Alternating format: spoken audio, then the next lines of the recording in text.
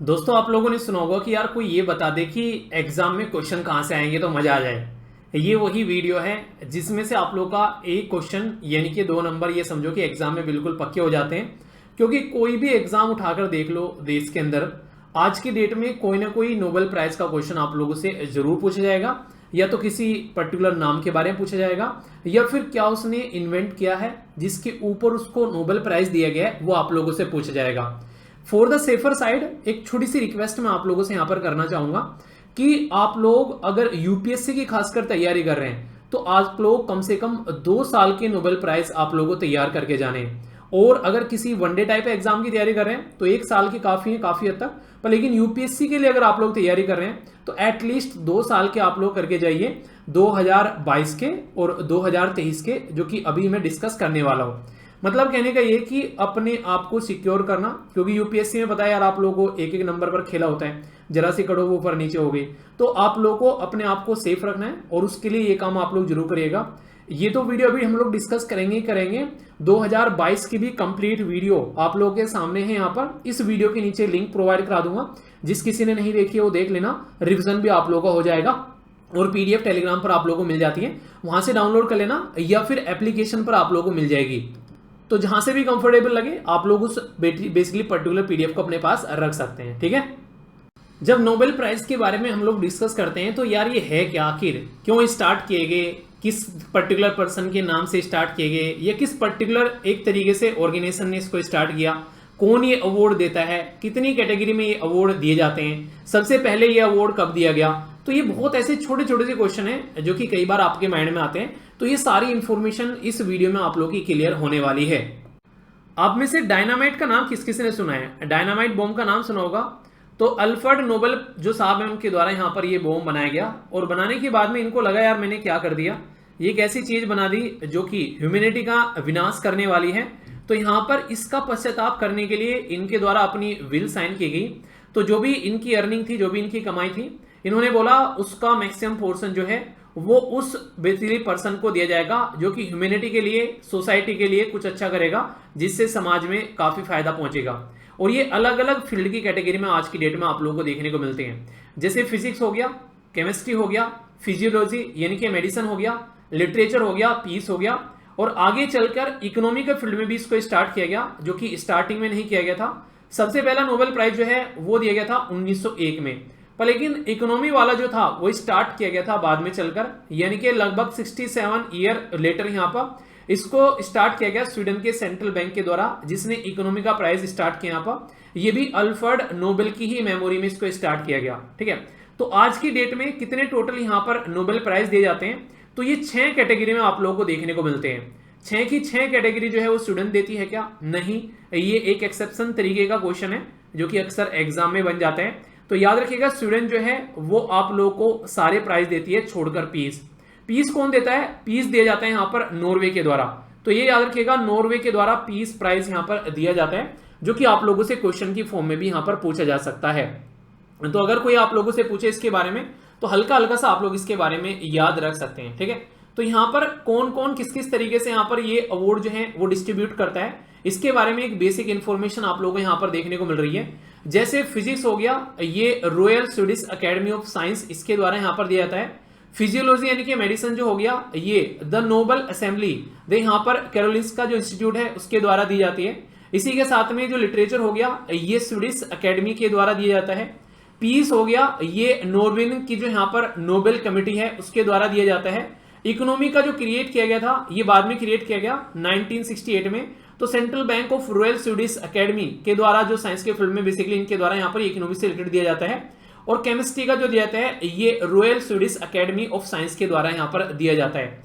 यानी कि ये कहने के लिए तो हम लोग बोलते हैं कि Nobel peace prize, Nobel economy prize, Nobel physics prize, पर लेकिन ये अलग अलग जो इंस्टीट्यूशन है उनके द्वारा यहाँ पर प्रोवाइड कराए जाते हैं। पर लेकिन सारे के सारे मैक्सिमम जो है वो कहां पर है, वो स्वीडन में से आते हैं निकलकर। एक आता है पीस का जो कि नॉर्वे से आता है, पर लेकिन ये भी इन्हीं के नाम पर है, ऐसा नहीं कि यहाँ पर ये अलग चीजें हैं, ठीक है। ये सारे इन्हीं के नाम पर है। इवन इकोनॉमी का जो बाद में स्टार्ट किया गया वो भी इन्हीं के नाम से रिलेटेड आप लोगों को यहाँ पर देखने को मिलेगा, ठीक है। तो ये बहुत ही एक बेसिक सी चीज है जो कि आप लोग याद रखिएगा। इससे छोटा मोटा क्वेश्चन कई बार आप लोगों का बन जाता है, तो माइंड में कोई कंफ्यूजन नहीं होना चाहिए इसको लेकर, ओके। दोस्तों अगर आप लोगों से पूछो कि फिजिक्स, केमिस्ट्री, मैथ, बायोलॉजी, इनमें से आप लोगों का फेवरेट सब्जेक्ट कौन सा था, बताइए जरा। यहाँ पर हम लोग बात कर रहे हैं फिजिक्स के नोबेल प्राइज के बारे में। तो आप लोगों को यहाँ पर पर्टिकुलर पर्सन का नाम बताया जाएगा, किस देश से वो पर्टिकुलर पर्सन आता है, और इसी के साथ में किस पर्टिकुलर चीज के लिए इनको ये नोबेल प्राइज दिया गया है, ये भी बातें हम लोग यहाँ पर डिस्कस करेंगे। तो ये तीनों के तीनों जो इंसान हैं जिनकी पिक्चर आप लोगों को दिखाई दे रही है, इनको यहाँ पर ये नोबेल प्राइज मिला है 2023 का। यानी कि 3 लोगों में यहाँ पर 2023 का जो प्राइज है वो डिस्ट्रीब्यूट किया गया है। इसमें पहली जो पर्सनैलिटी है इनका नाम है पियरे अगस्टिनी, दूसरे जो पर्टिकुलर पर्सन है इनका नाम है फ्रैंक क्रॉस, और तीसरे जो पर्टिकुलर पर्सन है इनका नाम है एली हेल्यूरियस। ठीक है, तो ये 3 पर्सनैलिटी हैं आप लोगों के सामने। इनको ये जो नोबेल प्राइज दिया गया है ये दिया गया है ओटो सेकंड के लिए, ओटो सेकंड पल्सेस के लिए। यहाँ पर इसको बेसिकली अगर आप लोग समझना चाहते हैं तो बड़ी ही बेसिक सी चीज मैं आप लोगों को बताता हूं। जैसे कि आज की डेट में अगर आप लोग कोई चीज देखते हैं तो कैसे देखते हैं, उसके ऊपर लाइट पड़ती है और लाइट पड़कर फिर रिफ्लेक्ट होकर आप लोग की आंखों पे आती है, तो उसकी वजह से वो चीज आप लोगों को दिखाई देती है।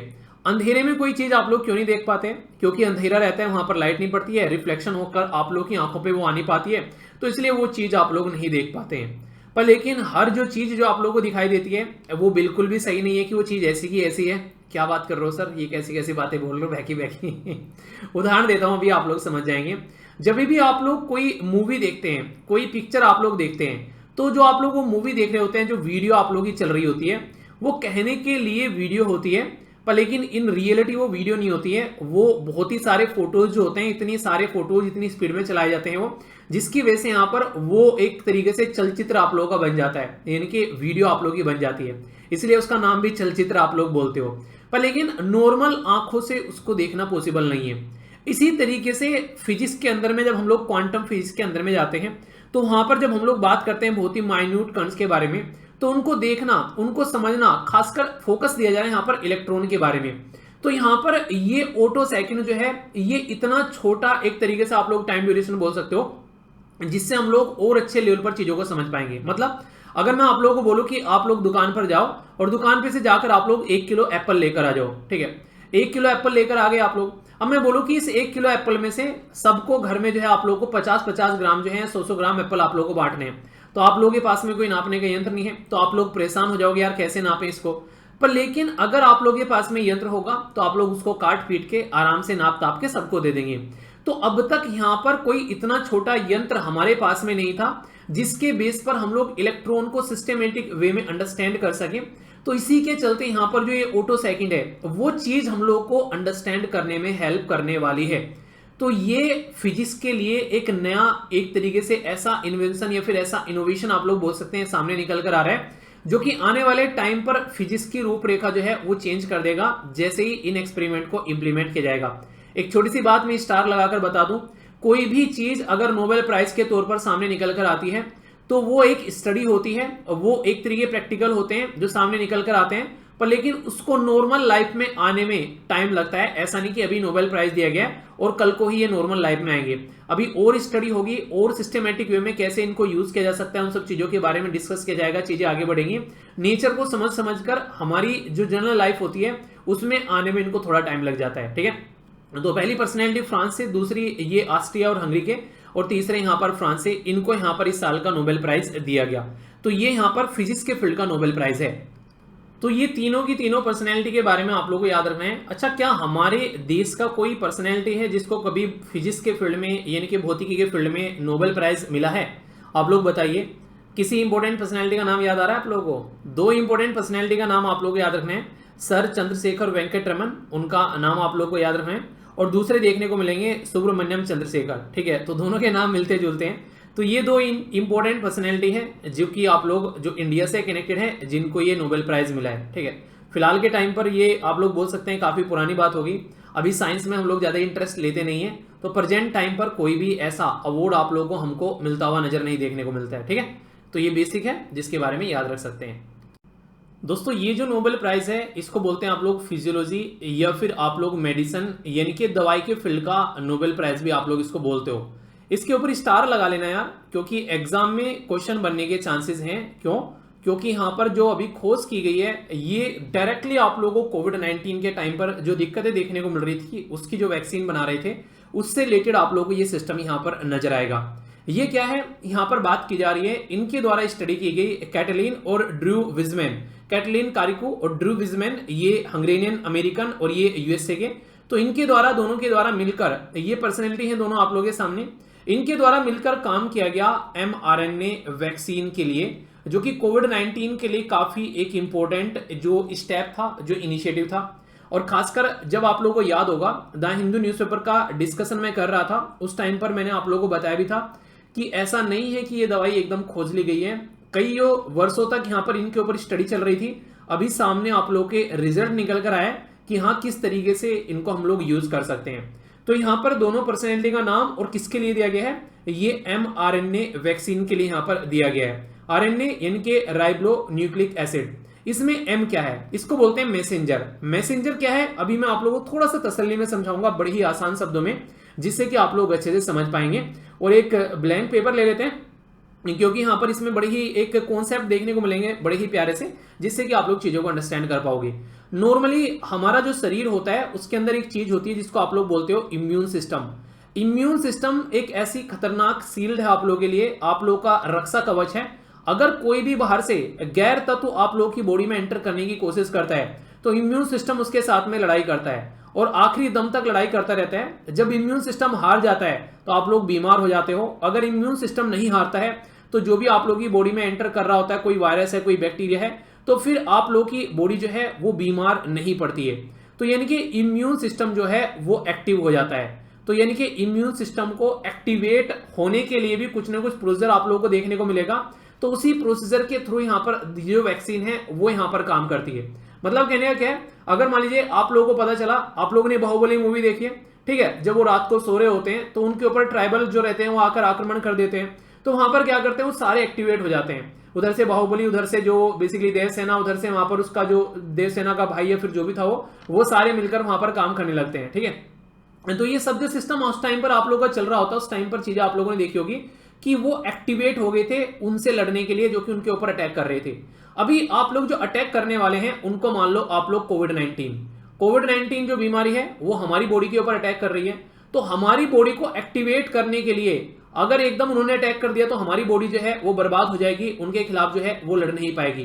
पर लेकिन अगर हम लोग पहले से एक्टिवेट करके रखें कि ऐसा कुछ हो सकता है तो हमारी बॉडी तैयार रहे, हमारा इम्यून सिस्टम तैयार रहे, तो उसके लिए हम लोग नॉर्मल दवाई जो यूज करते थे, नॉर्मल वैक्सीन जो यूज करते थे, उसमें हम लोग क्या यूज करते थे, उसमें हम लोग जो कोविड-19 का ही मरा हुआ वर्जन या फिर बहुत ही डाइल्यूटेड वर्जन या फिर बोल सकते हो बहुत ही एक तरीके से माइन्यूट सा वायरस जो है वो शरीर में डाला जाता है, जिसको आप लोग वैक्सीन बोलते हो। वैक्सीन एक तरीके से वायरस ही होता है। क्या बात कर रहे हो सर, हमको बीमार करने के लिए वायरस देते हैं क्या? वो बीमार करने के नहीं देते, वो इतना नहीं होता है कि आप लोग को बीमार करें, पर इतना होता है कि वो आप लोग के इम्यून सिस्टम को एक्टिवेट करने का काम कर देता है। तो जो वो वायरस का बिल्कुल एक डाइल्यूटेड फॉर्म आप लोग की बॉडी में डाला जाता है, उससे आप लोगों का इम्यून सिस्टम एक्टिवेट हो जाता है और वो एंटीबॉडी बना देता है। वो एंटीबॉडी जो रहती है, अगर तुम्हारे शरीर में कोई भी एंटीजन आएगा उसको मारने का काम करेगी। तो एंटीबॉडी जो होगी वो आप लोग का रक्षा कवच हो गया, और एंटीजन जो हो गया ये बाहर का कोई तत्व हो गया जैसे कि वायरस। तो एंटीबॉडी जो है वो एक तरीके से एंटीजन को शरीर में एंट्री नहीं करने देगी और इसको मार के भगाएंगी अगर आप लोगों की एंटीबॉडी एक्टिवेट हो चुकी है आप लोगों के इम्यून सिस्टम के अंदर में, ठीक है। तो यानी कि जो मरा हुआ वायरस आप लोगों के शरीर में डाला जा रहा था वो डायरेक्ट और इनडायरेक्ट वे में आप लोग देखोगे वो क्या था, वो था आप लोगों की बॉडी के अंदर में एंटीबॉडी को क्रिएट करने के लिए, आप लोगों के इम्यून सिस्टम को एक्टिवेट करने के लिए, ताकि अगर वायरस आता है रियल वाला उसके साथ में लड़ सके, यानी कि एंटीजन जो कि वायरस होता है उसको मार के भगाया जा सके। तो ये पूरे प्रोसीजर में हम लोग क्या कर रहे थे, हम लोग मरा हुआ या फिर डाइल्यूटेड फॉर्म का कोविड-19 वायरस यूज कर रहे थे, पर इसके खतरे भी हैं। पता चला कभी कभी किसी इंसान का इम्यून सिस्टम इतना बेकार है कि ये मरा हुआ ही उसको बीमार करके बैठ गया भाई साहब, यानी कि जो मरा हुआ है वही उसको ही बीमार कर दिया उसी ने, तो ये भी तो हो सकता है। तो फिर इसका तरीका क्या होना चाहिए, क्या हम लोग वायरस का इस्तेमाल कर रहे हैं, अगर वायरस का ही इस्तेमाल ना करें तो कैसा होगा?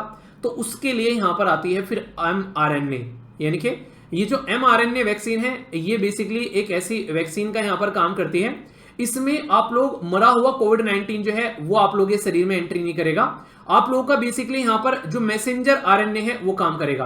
यानी कि RNA जो रहता है उसमें जब मैसेंजर RNA होता है वो प्रोटीन फॉर्मेशन का काम करता है और ये जो प्रोटीन फॉर्मेशन का काम करते हैं, ये प्रोटीन बेसिकली आप लोग का कोविड-19 वाला ही प्रोटीन रहता है, उसी की स्पाइक्स क्रिएट कर देते हैं। मतलब शरीर के अंदर में कोविड-19 न होते हुए भी ये mRNA जो होता है वो उसी तरीके का माहौल क्रिएट कर देता है ताकि आप लोगों का इम्यून सिस्टम जो है वो एक्टिवेट हो जाए और आप लोगों का शरीर जो है वो उसके लिए खिलाफ बेसिकली तलवार लेकर खड़ा हो जाए, यानी कि एंटीबॉडी आप लोगों की क्रिएट हो जाए। अब तुम्हारे शरीर में कोई एंटीजन अगर आएगा तो उसको मारकर ये एंटीबॉडी भगा देगा, यानी कि आप लोगों के शरीर को युद्ध के लिए, लड़ाई के लिए, वॉर के लिए तैयार करता है ये mRNA वैक्सीन। या फिर सीधे सीधे बोलो कि कोविड-19 आ गया, mRNA कह रहा है भाई सब मास्क लगा लो, दूर रहना इससे, ठीक है। यानी कि वो आप लोगों को तैयार कर रहा है कि अब mRNA बेसिकली एक तरीके से मैसेंजर का काम कर रहा है आप लोगों के लिए, ठीक है। तो अब शरीर में अगर कोई भी एंटीजन आएगा तो आप लोगों का शरीर जो है वो तैयार रहेगा। इसके फायदे क्या हैं? इसके फायदे ये हैं कि इससे शरीर में बीमारी लगने के चांसेस कम है, काफी ना के बराबर है। क्यों? क्योंकि इसमें वायरस का इस्तेमाल हम लोग नहीं कर रहे हैं, तो इसको ज्यादा सेफ मेडिसिन माना गया है, ठीक है। मेडिसिन नहीं, बेसिकली मेडिसिन वर्ड यूज करना फिलहाल गलत होगा, क्योंकि हम लोग बात कर रहे हैं वैक्सीन के बारे में। और वैक्सीन और मेडिसिन में डिफरेंस क्या होता है? तो वैक्सीन और मेडिसिन में अगर बात करें तो अच्छी क्या होती है? अच्छी होती है वैक्सीन। क्यों? क्योंकि वैक्सीन काम करती है प्रिवेंशन का, यानी कि बीमारी होने से पहले ही सबको कोविड-19 के टीके दिए गए। तो इसका क्या मतलब था? इसका सीधा सीधा मतलब यह था कि कोविड-19 की बीमारी कल को लग सकती है, तो उससे पहले आप लोगों को प्रोटेक्शन प्रोवाइड करा दी। क्या देकर? आप लोगों को वैक्सीन देकर। तो वैक्सीनेशन प्रोटेक्शन का काम करती है, पर मेडिसिन क्या काम करती है? ये काम करती है क्योर का, यानी कि आप लोगों का इलाज करती है। तो वैक्सीन और मेडिसिन में ये डिफरेंस आप लोग याद रखिएगा। बीमार होने के बाद में मेडिसिन दी जाती है, बीमार होने से पहले वैक्सीन दी जाती है। तो वैक्सीन तो ये है कि आप लोग बीमार ना हो, और मेडिसिन ये है कि अब बीमार हो ही गए तो वैसा आप खा लो मेडिसिन, ठीक है। तो इसलिए वैक्सीन जो होती है वो बेस्ट होती है, पहले से आप लोगों को तैयार कर देती है। तो mRNA वैक्सीन की बात यहां पर की जा रही है, ना कि मेडिसिन की। अगर ऑप्शन में मेडिसिन लिख दे तो कंफ्यूजन नहीं पकड़ लेना कि खेला खेल रहे हैं आप लोगों के साथ में, ठीक है। तो ये बेसिक था बिल्कुल, इसको लेकर कोई भी डाउट जो है वो आप लोगों के मन में नहीं होना चाहिए, ठीक है। दोस्तों नेक्स्ट जो नोबेल प्राइज यहां पर दिया गया है ये है लिटरेचर यानी कि साहित्य के लिए, और जॉन फोस जो है उनको यहां पर दिया गया है। ये नॉर्वे के हैं, बेसिकली इनकी आप पिक्चर भी देख सकते हैं जिनको ये नोबेल प्राइज दिया गया है। इनके द्वारा जो इनकी राइटिंग्स है जिसमें इनको बेसिकली इनके द्वारा लिखा गया है कि जिनके बारे में कोई सुनता नहीं है उनके बारे में अपनी वॉइस उठाई इन्होंने अपनी इस बेसिकली राइटिंग के थ्रू। तो इसके लिए यहाँ पर ये इनको नोबेल प्राइज दिया गया है। तो फॉर हिज बेसिकली बोला गया है एक तरीके से innovative play and prose which gives voice to the unsayable. तो इसके लिए यहाँ पर ये बेसिकली इसके लिए यहाँ पर ये इनको नोबेल प्राइज दिया गया है। क्या कोई भारतीय इंसान है जिसको लिटरेचर यानी कि साहित्य के फील्ड में नोबेल प्राइज दिया गया है? अगर है तो उनका नाम आप लोग को बताना है। नेक्स्ट आप लोगों को यहां पर देखने को मिलेगा Nobel prize in the field of chemistry, यानी कि रसायन विज्ञान के फील्ड में दिया गया नोबेल प्राइज। कहने के लिए तो ये रसायन विज्ञान का है, पर लेकिन दिखने में लग रहा है कि यार ये तो फिजिक्स का है, क्योंकि बात की जा रही है क्वांटम डॉट्स के बारे में, ठीक है। तो यहाँ पर जो इंपॉर्टेंट पर्सनैलिटी है उनका नाम है मोंगी जी बोएंडी ने, ये फ्रांस के हैं। नेक्स्ट है लुइस ई ब्रूस, ये यूएसए से रिलेटेड है। और नेक्स्ट है एलेक्सी आई इकेमोव, तो ये रसिया से रिलेटेड है, ठीक है। तो रसियन भी हैं, तो रसिया को इग्नोर नहीं किया गया, याद रखना। तो क्वांटम डॉट्स के लिए यहाँ पर बेसिकली इनको ये प्राइज दिया गया है। ये माना जा रहा है कि आने वाले टाइम में बहुत ही ज्यादा फायदा इनका देखने को मिलेगा। बहुत सारी जो बीमारी है उसमें भी हेल्प देखने को मिलेगी जब भी यहाँ कोई ऐसी स्टडी आप लोगों को देखने को मिलती है। तो यहाँ पर ये क्वांटम डॉट्स क्या है बेसिकली, अगर इसके बारे में हम लोग बात करें, देखिए यहाँ पर ये माना जाता है कि कोई भी बड़ा मेटीरियल से एक बड़ा बच्चा है और एक छोटा बच्चा है। तो बड़े बच्चे की आदत जो होती है वो कुछ और है, छोटे बच्चे की आदत जो है वो कुछ और है। आप लोग यकीन मानो, जो आज की डेट में आप लोगों को प्रॉब्लम लगती है, आगे जब लाइफ में आप लोग बढ़ जाओगे, आप लोग लाइफ में किसी पोजीशन पर पहुंच जाओगे, आप लोग को ये प्रॉब्लम जो है पिद्दी से लगेंगे। आप लोग बोलोगे यार ये इसके लिए हम लोग परेशान थे। तो इसीलिए यहाँ पर इनकी प्रॉपर्टी जो है छोटो जो बेसिकली कण होते हैं, बेसिकली जो क्वांटम्स जो होते हैं, छोटे छोटे जो पार्टिकल्स होते हैं, उनकी प्रॉपर्टी कुछ होती है, थोड़े से बड़े होते हैं उनकी प्रॉपर्टी कुछ होती है। तो उसके ऊपर इनके द्वारा यहाँ पर स्टडी की गई है, ठीक है। तो ये काफी इंपॉर्टेंट आप लोग बोल सकते हैं ये स्टडी है। और सबसे जो सोचने वाली बात है वो यहाँ पर ये है कि ये जो पर्सनैलिटी है जिनको ये अवार्ड दिया गया है, इनकी उम्र अगर आप लोग देखोगे तो ये काफी बुजुर्ग हो चुके हैं, यानी कि ये डिस्कवरी काफी पहले की है। ये नोबेल प्राइज अब से काफी पहले दिया जाना था, पर लेकिन अब जाकर इसको रिकॉग्नाइज किया गया क्योंकि अब इसका इस्तेमाल जो है वो बढ़ता हुआ यहाँ पर जा रहा है। तो कई बार ऐसी चीजें होती हैं कि नहीं, इंसान मेहनत कर रहा है, सिलेक्शन नहीं हो रहा, मेहनत कर रहा है और काफी बाद में जाके सिलेक्शन होता है, तो वही बेचारों के साथ इनके आप लोगों को देखने को मिला, ठीक है। तो तीनों पर्सनैलिटी के नाम याद रखिए, किसके लिए दिया गया तो क्वेश्चन पूछा जाए तो कंफ्यूजन नहीं होना चाहिए। दोस्तों ये जो नोबेल प्राइज है ये स्टार लगाने वाला है और यहां से क्वेश्चन भी आप लोगों के एग्जाम में बन सकता है। एक तो मैंने बोला था बेसिकली mRNA वाली वैक्सीन के लिए, और दूसरा इसके लिए बोल रहा हूं, ये दो इंपॉर्टेंट है बहुत ज्यादा, इनके ऊपर आप लोग स्टार कम से कम लगाना। और तीसरा जो होगा वो होगा इकोनॉमी वाला। रीजन क्या है अभी मैं आप लोग को बताऊंगा। जैसे बात की जा रही है नरगिस मोहम्मदी के बारे में, ये ईरान की रहने वाली पर्सनैलिटी, अगर यहां पर देखोगे देखने में लग रहा है कि कोई एक लड़की है ऐसे ही कोई 25-30 साल की, लेकिन जब मैंने आप लोगों को हिंदू के एनालिसिस में पढ़ाया था तो इनकी एज जो है वो 50+ आप लोगों को देखने को मिलती है। काफी लंबा समय इन्होंने जेल के अंदर बिता दिया। तो यहाँ पर ये खासकर जो वुमेन है, जिस तरीके से ईरान के अंदर में उनको ट्रीट किया जाता है, उनको सप्रेस किया जाता है, उसके खिलाफ इनके द्वारा आवाज उठाई गई और उसके लिए यहाँ पर इनको ये अवार्ड दिया गया। तो स्टार लगा लेना यहाँ पर इनके रिलेटेड भी, क्योंकि डायरेक्ट क्वेश्चन आप लोगों से पूछा जा सकता है कि इंपॉर्टेंट पर्सनैलिटी है, किसके लिए दिया गया, तो ह्यूमन राइट के लिए काम की, उनके फ्रीडम के लिए काम की, और ये काफी लंबे समय से जेल में आप लोगों को देखने को मिली। तो इसलिए यहाँ पर ये एक तरीके से महिलाओं के अधिकारों के लिए लड़ी। ठीक है, आप लोगों को याद होगा अभी रिसेंटली ईरान के अंदर में काफी ज्यादा प्रॉब्लम देखने को मिली थी जब लड़कियों के बारे में बात करते हैं, हिजाब के मुद्दे को लेकर भी। ठीक है, हमारे देश के अंदर भी प्रोटेस्ट चल रहे थे, तो यूएसए के अंदर भी, तो ऐसी चीजें जब आती है निकलकर तो उसके बारे में आइडिया रख सकते हैं। ठीक है, तो याद रखिएगा इंपॉर्टेंट पर्सनैलिटी ईरान की, और पीस प्राइज के बारे में बात की गई। हमारे देश में क्या नोबेल पीस प्राइज कभी किसी को दिया गया है? हाँ, तो नाम बताइए।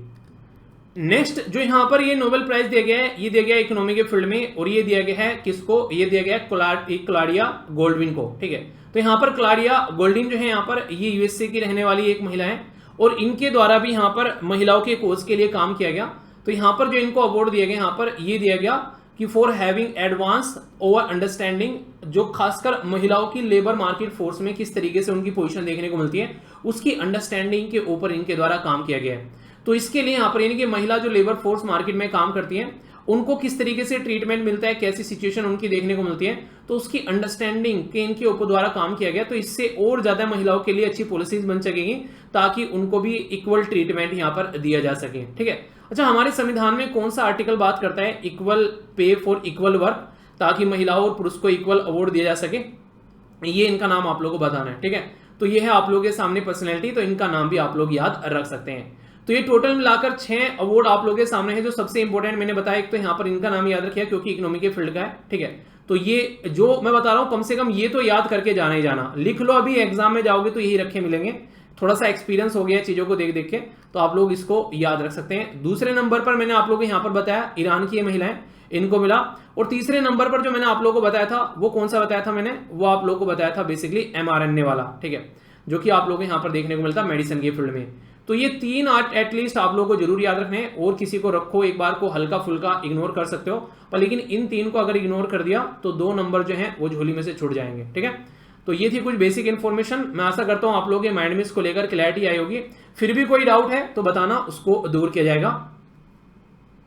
बाकी अगर आप लोग किसी भी एग्जाम की तैयारी करना चाहते हैं सीरियस तरीके से, तो ये कई सारे कोर्सेज हैं यहाँ पर। सबसे पहले जाकर डेमो लेक्चर देखिएगा, उसके बाद में आप लोगों को ज्वाइन करना है। जब तक खुद से सेटिस्फाई न हो जाओ तब तक आप लोगों को ज्वाइन नहीं करना है। ठीक है, तो पहले अपने आप को अच्छे सेटिस्फाई करना है, उसके बाद में आप लोगों को इनको ज्वाइन करना है। या फिर आप लोग टेस्ट सीरीज ज्वाइन करना चाहते हैं तो टेस्ट सीरीज आप लोग ज्वाइन कर सकते हैं, जो कि आप लोगों को एक अच्छी प्रैक्टिस कराएगी। और अगर इनमें से कुछ ज्वाइन नहीं करना है तो फ्री प्रैक्टिस क्विज भी आप लोगों के लिए एप्लीकेशन पर अवेलेबल है, जो कि डेली और वीकली रहता है। तो इसको ज्वाइन कर आप लोग अपनी स्टडी को एक सही डायरेक्शन दे सकते हैं। ठीक है, तो एप्लीकेशन जरूर डाउनलोड करिए। वीडियो के नीचे आप लोगों को लिंक प्रोवाइड करा दिया जाएगा। यहाँ पर बहुत सारी पीडीएफ भी आप लोगों को मिल जाती हैं, पुराने जो PYQs हैं वो भी आप लोगों को मिल जाते हैं, तो ये आप लोग जाकर यहाँ पर देख सकते हैं। ठीक है, तो मैं आशा करता हूँ आप लोगों ने इसको अच्छे से एंजॉय किया होगा। कोई भी दिक्कत, कोई भी समस्या, कोई भी परेशानी हो तो बताना, उसको दूर किया जाएगा।